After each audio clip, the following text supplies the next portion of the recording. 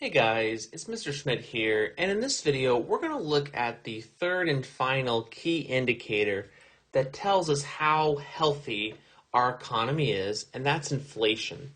So inflation is an increase in the general level of prices.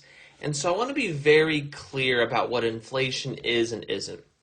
Inflation is not if you go to the store and you want to buy a wallet and the price of that wallet has increased.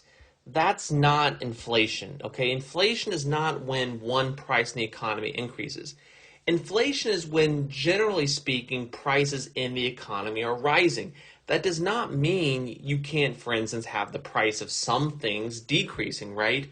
But by and large, that's what we kind of mean by level of prices. By and large, prices are increasing throughout the economy. They're whatever general kind of level of prices that's going up, right? So you can kind of picture it like an elevator, right? And that elevator is at a certain floor of a building, right? And then inflation would be that elevator moving up, right? Going higher and higher, and that's kind of what's happening to prices generally, right?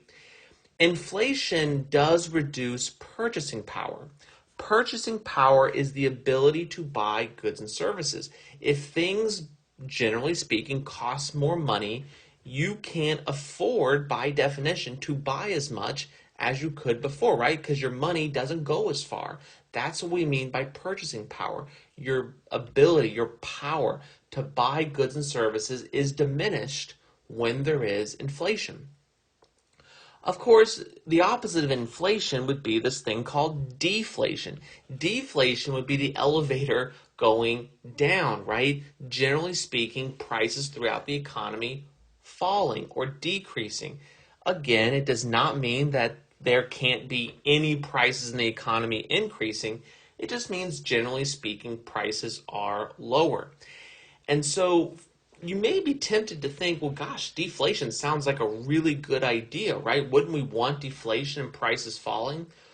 Well, the problem is that when there's deflation, what tends to happen is people hold on to their money, right? Because people are like, okay, if my money buys $500 of goods and services today, maybe if I hold on to it, it'll buy $1,000 worth of goods and services in a few weeks or months.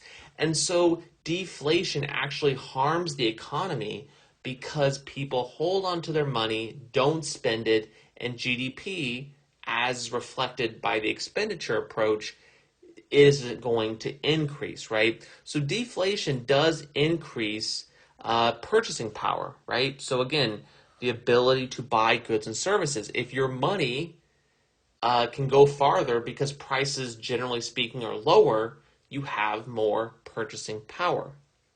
Finally, one more vocabulary term here before we wrap up, and that's disinflation.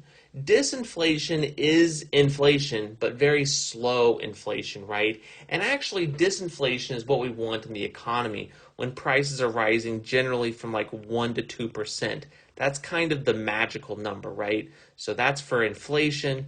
And, if we want to go ahead and put it side by side with the others, right, we said 4 to 6% for unemployment, which I'll abbreviate here, and then we said somewhere around 2 to 3%, and that's percent change in GDP. And so these are kind of the magical numbers that we're trying to generate throughout an economy. And it doesn't mean that we need to target these numbers exactly. These are just kind of guidelines that policymakers are thinking about as they decide what to do about the economy. And again, we'll talk about kind of policy choices and how do we fix the economy and what are the tools later on in future units.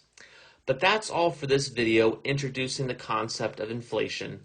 Until next time, have a great day.